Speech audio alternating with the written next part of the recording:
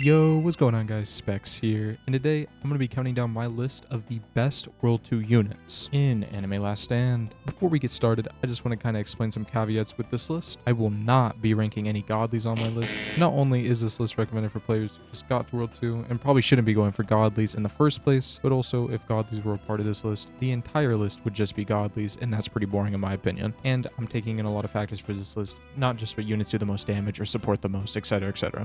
I'm also taking in factors like how long the unit takes to obtain, how many teams can this unit fit into, and how easy it is to go ahead and obtain any of these units. I'm also making this list assuming that the individual watching this video, aka you, have either just gotten to World 2 or have only been here a short time. So with all that yapping out of the way, fellas, let's get right into my list. Starting off our list at the number 5 spot, we have Ainz.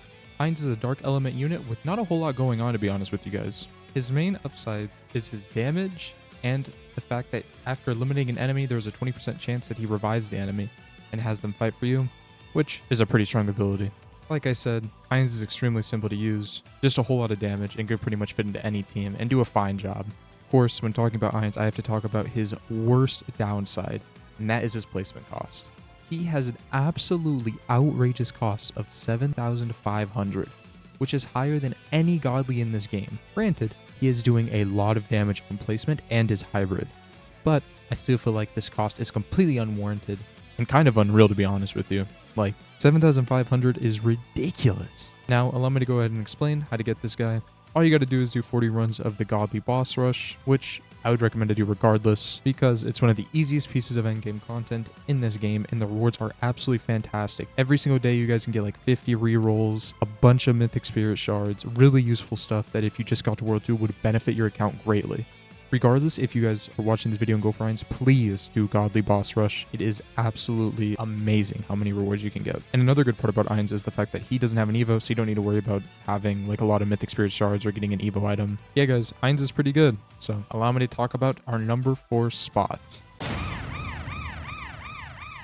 At the number 4 spot, we have Gojo. Gojo is a light element unit with absolutely insane support, best in the game in my opinion. The support consists of a slow field around him, as the name sounds, slows enemies as they walk closer. Really strong in these type of tower defense games. If you guys have played any of them, you know how truly strong a slow field is, as well as a time stop. That is also an extremely strong ability to go ahead and have on a unit. On top of having both those abilities, he also has a nuke. The pure utility that this unit has is completely unmatched in my opinion. He literally has everything as far as support goes. Really good. I can't mention Gojo without mentioning he has an extreme boost, which in this game, if you guys don't know, an extreme boost basically just upgrades the unit's damage as well as gives them just upgrades on everything. So he gets to upgrade to a slow field, slower cooldown on his time stop, I believe, and his nuke gets stronger. But if you guys are just gone to World 2, not really that useful because it's kind of difficult to do extreme boost. Still, good thing to have in the back of your mind as you're going through and exploring World 2. In my opinion, Gojo's only cons are his obtainability. This guy is not exactly easy to evolve. You need to evolve the original Gojo you get from World 1 banners. And then you're going to need to go ahead and grab 6 Six Eyes, a Prison Realm, 5 Mythic Spirit Shards, 16 Legendary Spirit Shards, 30 Epic Spirit Shards. Now, once again, Gojo is an absolute support powerhouse, and if this guy Evo requirements were easier, I would have him closer to the 2 to 3 spot easily, by the way. Like, that's a no-brainer. This guy Gojo is a monster on this game. But enough of glazing Gojo, fellas. Let's get to that number 3 spot. At the number 3 spot, we have one of my personal favorite units, Goku Black. He is an absolutely amazing unit for the time it takes to get him, and his Evo requirements are an absolute breeze to go ahead and get. All you need is a little bit of Water Essence, 3 Mythic Spirit Shards, 16 Legendary Spirit Shards, 15 Cosmic Essence, and of course his Evo item, which is the Scythe of Sorrow, which you can pick up from the raid store for 375 coins. Which, if your luck is as bad as mine, you will have enough coins by the time you hit pity for the actual unit. Speaking of which, he is available from the Act 6 Central City raid. This unit itself isn't near the best you can obtain from World 2, but he's here because of his accessibility. Another thing I have to mention about this unit is that he's Perfect Seal, which if you're unaware, that means he's effective against all types. Which if you just got to World 2, he will be a massive help in those elemental caverns. I can't glaze this unit enough, fellas. Seriously. I know he's aged a lot, but Goku Black, in my opinion, is the best unit for your time, and if you just got to World 2. Not even mentioning that later you can extreme boost him and make him even better, just like Gojo. This unit is just amazing. Also, I should mention that there's an entire questline involving getting Cursed Zamasu and Goku Black's required unit to get him. He's one of the best nature units in the game at this point in time. So if you get this guy, you don't like his performance, you just don't like what he's doing, you can always exchange him for Cursed Zamasu in the future. At the number 2 spot, we have Idol. Now, technically, you can get this unit from the World 1 Part 2 banner, but she's unevoed and pretty mediocre as far as money generation goes. Once you get to World 2, farm all of her evo materials, and evolve her, she becomes absolutely meta. Now, as I mentioned, you can only get this unit by summoning on banner 2 when she is featured. Her evo requirements are an absolute breeze, fellas. Only requiring her evo item, which you can craft, 20 Cosmic Essence, 7 Mythic Spirit Shards, 20 Legendary Spirit Shards, 30 Epic Spirit Shards, and 100 Common Spirit Shards. Trust me, you will not regret getting this unit evolved. She not only generates money, but units within her range gives her the ability to generate even more money, and once you upgrade her in-game, she will gain an active ability that boosts units within her range's damage and their range as well.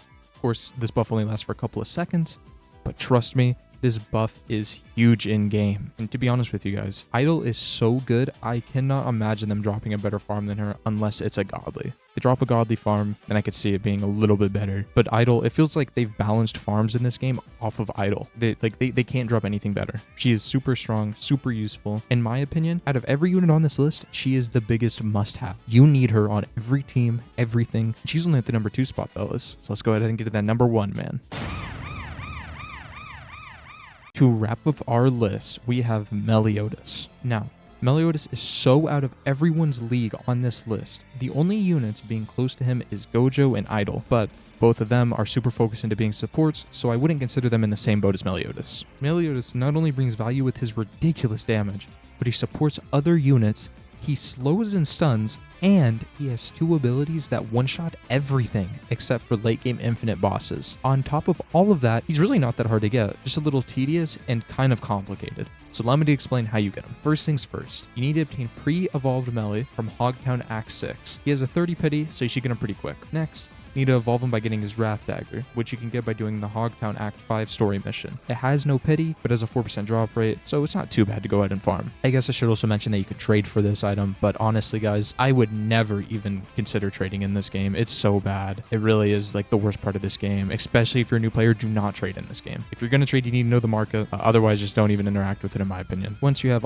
all of that, all you got to do is get some Dark Essence and some Spirit Shards, and you can go ahead and evolve Melleotus to his first Evo. Keep in mind, Melleotus doesn't get broken until you get him to that second Evo, so I wouldn't recommend using either of his first 2 forms. Now that you have evolved Melleotus, you need to go around the entirety of World 2, completing all of the different story acts and raids, collecting all of his commandments. You can see which stages in specific you need to complete by hovering over the commandments in the Evolve screen. Keep in mind, fellas, this can take a lot of time if you just got to World 2, but in my opinion, it's worth it. You're going to be completing all these story missions anyway. You might as well be getting the commandments for Melleotus. You're going to be killing 2 birds with 1 stone here, and I would recommend getting done with all the story missions anyway if you just got to World 2. And trust me, it is so worth it. Not only is Melleotus an absolute beast, but you are also getting one of the required units for Godly Escanor and Sukuna, who are both absolutely meta units, and you need Melleotus for both of them. So you may as well just evolve them fully. I don't think there's enough time for me in this video to glaze just how good Melleotus is. I barely went over a handful of things. Trust me, he does way more than even what I named. The sheer amount of support and damage this guy Melleotus does, as well as affect status elements of every single type pretty much. He is just absolutely unparalleled as far as